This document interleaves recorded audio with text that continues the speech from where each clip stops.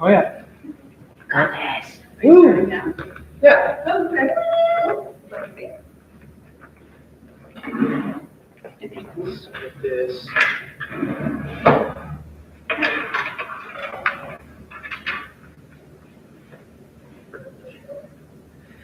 I want to thank all those who have come. We appreciate every single one of you. I want to begin with a condemnation of what Trump's government has done to Iran. In conjunction with Israel, they attacked Iran with missiles and bombs at a time when Iran is arguably its most vulnerable, with an economic crisis, its government killing so many of its own citizens in the thousands, that rebel that it now faces or faced crimes against humanity. This was the prime opportunity for a better Iran to come out of it. And now this administration just threw it away with blood and fear to just show what? Strength, power, and for what? For innocents to die because Trump and Netanyahu couldn't help themselves but press the attack button? And Trump still has the pride and arrogance to call himself the peace president? And now this, which just further gives the Iranians, non-Americans, and anti-Americans alike more justification to say death to America, which just makes me sad and angry at those in power that has brought this forth because we have lost what America means. Everyone has their own opinions on what America means. The United States, or just simply the continents, but it is something way more than that. Something way more deep and powerful, as there has been nothing more exquisite than the experiment of America, where all men and women can chart their own destiny to be free of the tyrannical shackles that tried to bind them. We've all been disappointed by the United States. I know I have. I'll admit I was unwise and had my disillusionments with the United States a long time ago. I didn't know what America is or what it means to be an American yet. A lot of people confuse America with the nation of the United States or of America, or that Americans are just citizens of that said country. That's not what America is, nor what it is to be an American. It's incomplete, rather. I understand the confusion, since we do take a very nationalistic viewpoint with how we define ourselves from other countries. French and English citizens define themselves easily as a nationalistic viewpoint because they have well over 1,000 years of doing so. But that's not America. There is no nationalistic viewpoint. A national identity, yes, but not nationalistic. It never existed. It exists within the United States, but not America herself. Quite simply, America is not a nation. The United States is, but not America. Never was, nor is it necessarily a people. It is something that can be, it is not something that can be taken, that can be destroyed, nor given. Nor can one country try to stump the light from its candle. No, what America truly is a creed, otherwise known to us as the American way. A creed that anyone from anywhere can be a part of, so long as one believes in the creed. Whomever follows that creed are the true Americans, not just a citizen of the United States. A Polish leftist from Danzig or an entrepreneurial Kenyan can be more American than some citizens living here. It's not restrictive. There are no borders, no immigration to worry about, no ethnicity, no racial divides. It doesn't hate you and wants to make you free. Free from all of the tyrants that wish to chain you down to the floor. The United States is just where we stand. Our haven. America has no meaning, no identity, no political culture or history that is apart from its ideals of liberty, individuality, freedom, democracy, equality, and the pursuit of happiness, and the continuing efforts and practice of Americans to realize those ideals. We don't stand up for the Pledge of Allegiance to the flag or super enthusiastic about America because we're nationalistic cultists. We do so because it is our commitment to that practice, to ensure that we believe in the creed and the ideals we strive towards. That the United States is the first country to truly recognize that creed. Within a world of oppression and tyranny, it shined a light for us. Without the United States, we'd still be in darkness, hiding from those who wish to stamp us out. We've had our failures and those who've done nothing but to try and destroy it through the inside. They themselves didn't believe in our creed, or at least only for their own race or religion or culture, which is contradictory in itself. A bunch of Confederates, not Americans.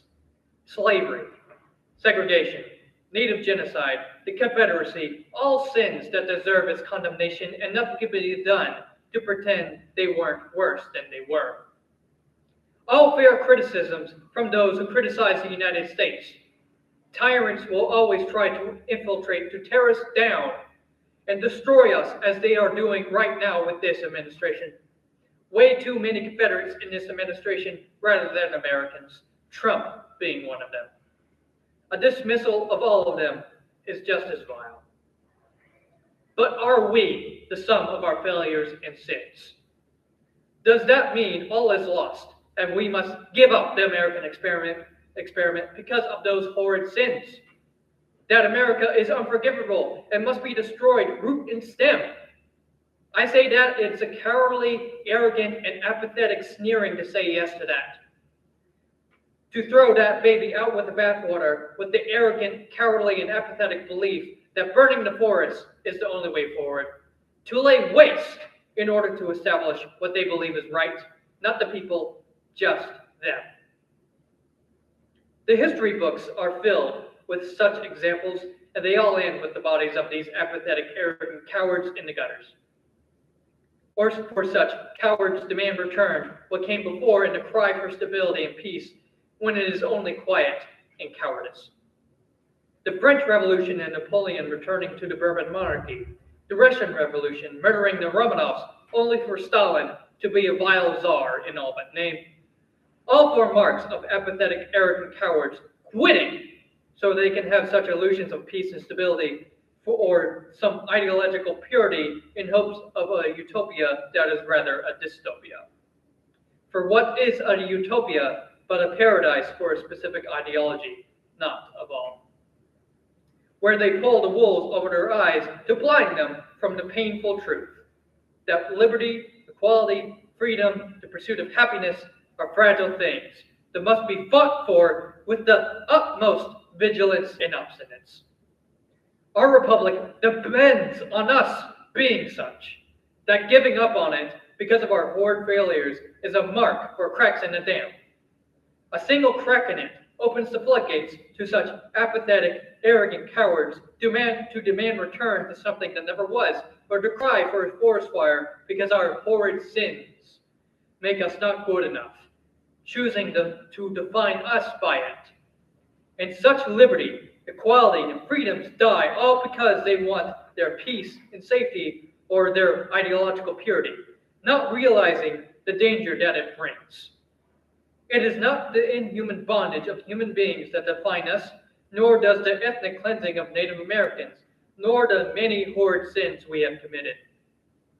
It is the continuous practice in the pursuit of liberty, equality, freedom, democracy, and the pursuit of happiness that defines us, that makes the American experiment worth the fight to keep going.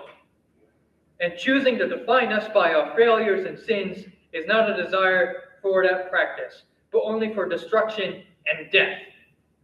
And one doesn't have to forgive our sins. There is no requirement for forgiveness. You are not owed to forgive, nor are we owed forgiveness. But we don't need to forgive. in order to better ourselves. But to not forgive, and to still be bitter, resentful, hateful, and wish America's destruction and death as a result, is not wanting to be better. That is to be that arrogant, apathetic coward who wants destruction and illusions. For what is the arrogant, apathetic coward but a cold and timid, cynical soul that sneers at the man, the woman, the person in the arena who dare to do great and valiant things and ways, and rather chooses to define them by their sins and failures, albeit vile ones, and not the great achievements they have done. We can criticize the United States all we want, but let's not seek its destruction when we have come so far. Let's save our country, not let them take it away from us. We don't fight for any idea of nationalism. We don't fight for any power, for greed, for status, or any of that trivial nonsense. Some may do, but we don't accept them. They are banished exiles to us. We fight for our creed of liberty, freedom, democracy, the pursuit of happiness, equality, independence, and many other tenets it composes. And to ensure that haven remains our protector against tyrants and oppressors, even when they infiltrate among us to oppress fellow Americans, from those forced into cruel bondage by slave owners to those who are on the other end of pre-crime collective punishment. These tyrants are constantly challenged before they are thrown into the sea to drown in their own hubris and blood. Our creed will never die. It is not beholden to a single nation, no single nation can claim it. The United States could die tomorrow, and our creed remains. Our national identity is our creed. Our creed is our national identity, and it's a national identity that transcends all. That's the American way, where it is imbued, interwoven, and morphed into a republic that has been a multicultural nation since day zero. A shining beacon of liberty and freedom for all to share in its light and pursue their own happiness. Where anyone from anywhere can be of this identity, of this creed, not just the United States. It cannot be killed nor obtained. It is immune to the tyrants who have tried to ruin it for centuries. It will never die until the sands of time take all. It is here to stay. And yet, the United States is at a crossroads. And at this crossroad, she is sick. A cancer eats her insides, paralyzing her, crippling her to see the self-harm she is doing to herself. But what cancer is this? An easy answer would be the mire of snakes who pose as false evidence, elephants that currently hold the power of Congress, with their reins beholden by a gold-plated Caesar. They are compromised, and that cannot be overstated. Beholden by Trump, who is a pathological liar, who will say anything for support, with a GOP who refuses to stand up to him. This cancer that eats this government and country starts and ends with those false elephants and their failures and their natural greedy desire for money and power and control. But that is only half the picture. To hold the donkeys in self-absorbed, self-righteous clothes not responsible for this cancer is to pull that wool over their eyes, because the two-party system is that cancer. One party more than the other, but a cancer nonetheless. Our system, bearing a few exceptions, have always presented a binary choice: Democrat or Republican. And this has been the case since the Civil War. And while it has brought us through great triumphs, it has always been in the vein of knowing that it will be the other party's turn at some point. 4 years, 8 years, 12 years, or more, they will have their turn based on that binary choice, that they will be in power once more. How is our country supposed to be what it needs to be when it is dependent on the whims of such dual consuls that may as well be tyrants? It is not change. It is not improving. It is a lie, a ruse, to keep you complicit and apathetic while they stay at their ivory towers, lording over us as we tear each other apart in more vicious ways than the last. Change can't always happen from the inside. Sometimes you must attack the fort head on instead of hoping for some spy to unlock the gates and to wait indefinitely. And to Democrats who scoff at my words, let me ask you this question. Let's say whoever it is you nominate for 28, Newsom, Pitzer, Gretschel, maybe AOC, wins the presidency in 28. That's great, correct? That the tyrant has been ousted and America is back. Now what? The presidency has shown to be a very untrustworthy authoritarian position in government for the past decade alone, if not longer. Something that has been a problem ever since Jackson defied the Supreme Court with the Indian removals. It has slowly but exponentially grown its authoritarian powers ever since the Civil War. And now it has finally reared its ugly head with Trump, and once we wrest this control from him before it's too late, we must do what we can to make sure it never happens again, right? That the presidency cannot be just a king unto itself and ignore the Constitution to do whatever they want. We have the Constitution to prevent this, and yet here we are. So what does that tell us? That the opposition either can't stop it or they want it for themselves, and a belief of going back to normal. There is no normal here anymore. You can't exactly pretend that you can go back to business as usual during Obama, right? That's what you tried with Biden, and yet here we are again. The status quo has to change, otherwise we will be right back here again, possibly with the worst Republican president. We can call Trump and the GOP tyrants until time stops, but what's the point of voting for you if you're not going to commit to a decentralized presidency to the point where this never happens again? Why should we vote for you if you just want to revert to the status quo pre-Trump?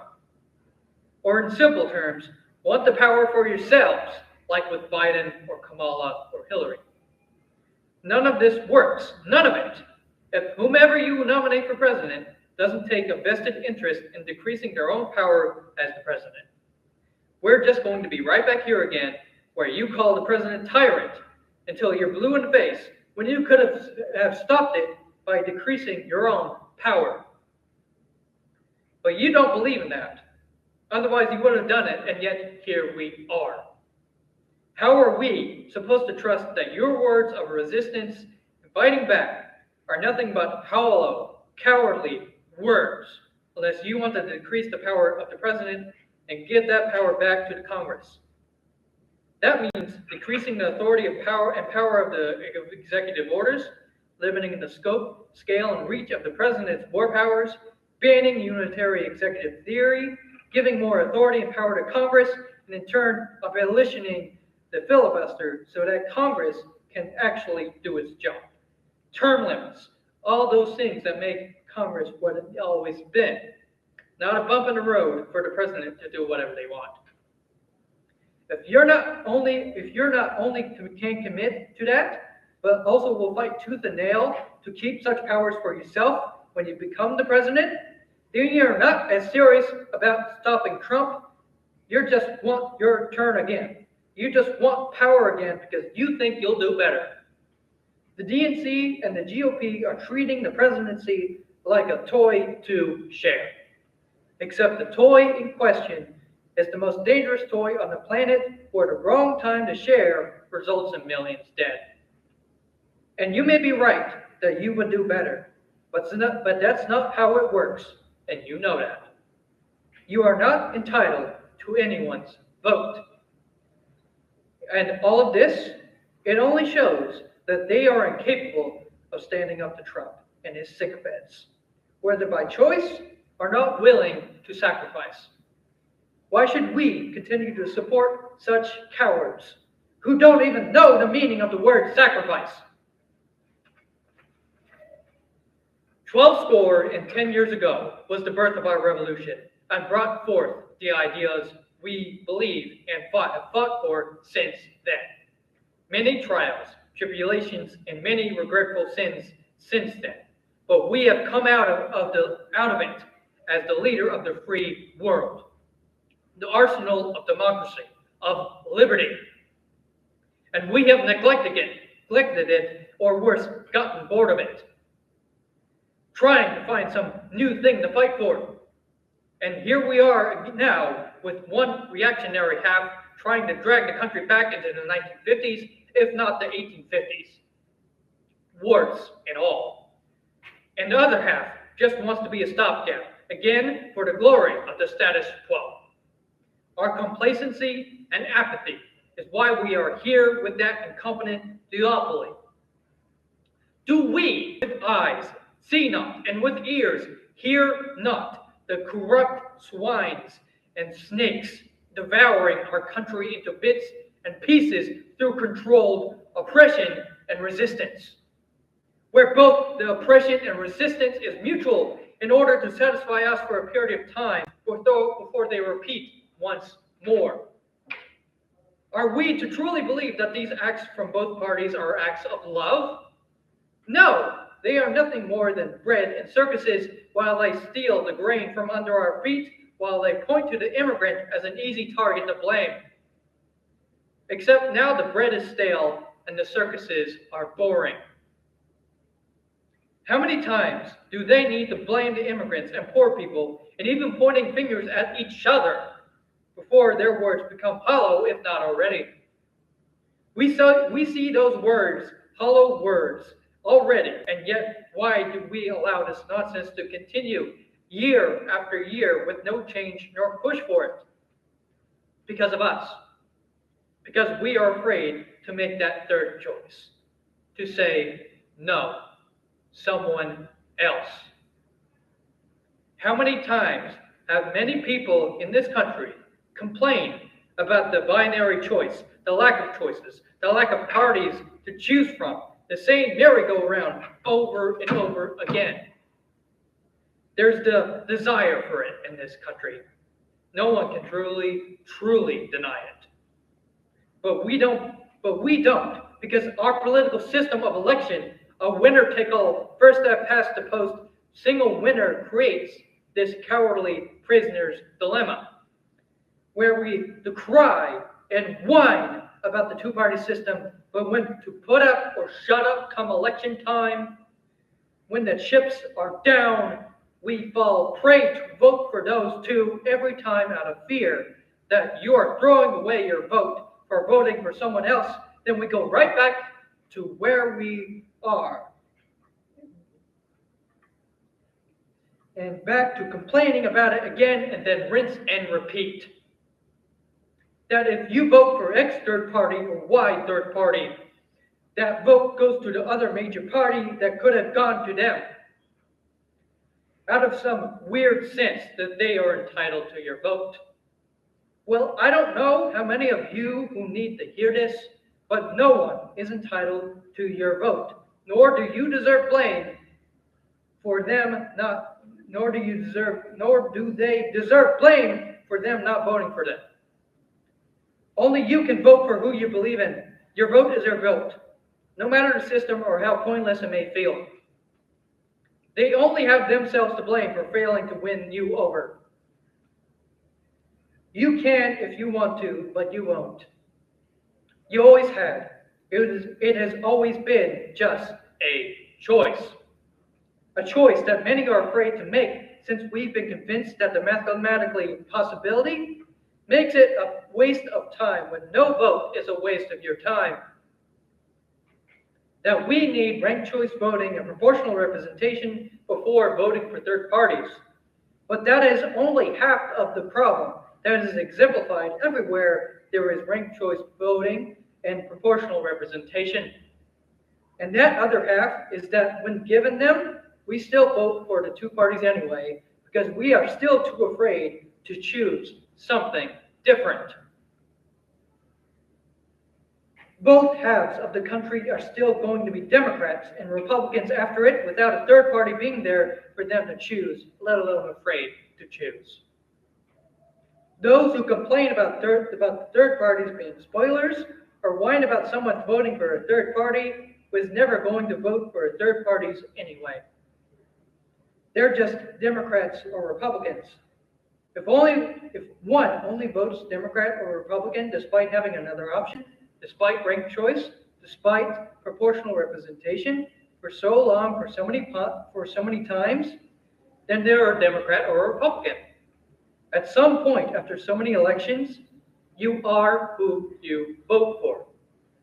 So why would they whine and complain about third parties when they wouldn't even vote for them anyway and feel entitled to votes that didn't go their way? Or do everything they can to make it harder for us to get on the ballot? There is a word for that: apathetic cowardice. The only way to win at a prisoner's dilemma is to not play it, even if it may not bring the immediate results we want. Eventually, the prisoner's dilemma will fail with more people refusing to play it. The most brave thing we can do now is to not play that binary choice, cowardly prisoner's dilemma, and actually choose something different. Enough cowardice, enough timidness, enough negativity, enough cynicism, enough apathy. We've had enough of it. We choose it enough. It is time for a new party to step up to the plate to lead the United States in a new age. Free of the sins and the shame committed by bad people in the name of our beloved country. We need to reinvent ourselves. We have done so many times in the past 250 years. The 1780s, the 1790s, the Revolution of 1800, the 1820s, the 1840s, the Civil War, the turn of the 20th century with Teddy, World War I, the 1920s, the Great Depression of World War II, the 50s, the 60s, the 70s, the 80s, the 90s, and all the way up to the 2020s. And the 2020s have been marked in misery and apathy so far. And not only through reinvention can we change that, and that starts with each individual person, every one of you. But why us? Why us instead of the Libertarians, the Greens, the Forward Party? No labels. Because we believe in a society that is free and open, where the comments can be shared and appreciated by all. And we fight for a world where your privacy is a consequence of justice, not a luxury provided by the state. We're not politicians. We're your fellow neighbors, your average Joes. We are optimists. We believe in a better America. We don't sneer at life and being an American as the cold and timid nihilistic cynics do. While the major parties are entirely influenced by capital gain and subservient to their big money donors, we are entirely kept afloat by small money donors who believe in our message. GOP, DNC, they gave our taxpayer money to the wolves and vultures and pigs and snakes that destroyed our future in 2008 and 2020, while claiming to stand for us as they squeeze every single cent out of us for their greed and avarice. And they have the gall to say they stand for the people. They have not stood for the people in decades, and they want us to go around this merry-go-round again? And for what? To what end? Suffer not yourselves to be betrayed with a kiss and be deceived, dear friends. The revolution cannot come through one of the main parties. It will be overpowered and killed. The revolution must come from the outside the gates this time, through another party. There is no clever Trojan horse trick where one of the parties will be usurped and the gates will be open for us. We must assault the walls head on this time. Bring all our power to bear and to tear down the walls that gatekeep us from the change we desire. Not a continuation of the status quo.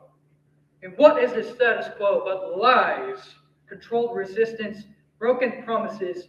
No, we can't wait. While selling our future away to those who want us in chains.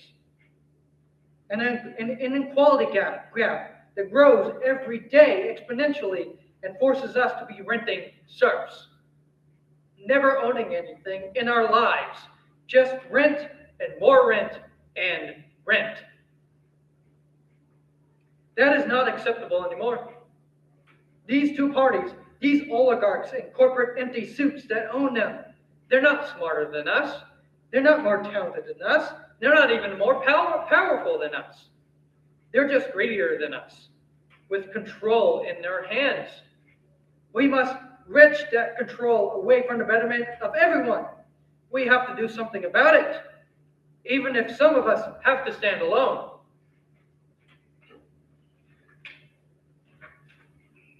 We will be the man in the arena where they both failed to be. For true liberty and freedom is not waiting around in apathy for it to come, but to rather seize it for all. Liberty will reign in America once more. Liberty is no longer for a single person to taste. We have all tasted it, and we are being denied it. Our creed, our national identity is dying, and we need to fight for it even stronger, louder, before it dies and blows into the wind. I speak for all when I demand to the dual tyrants that gatekeep us from the liberty we have been denied. Welcome to the new age.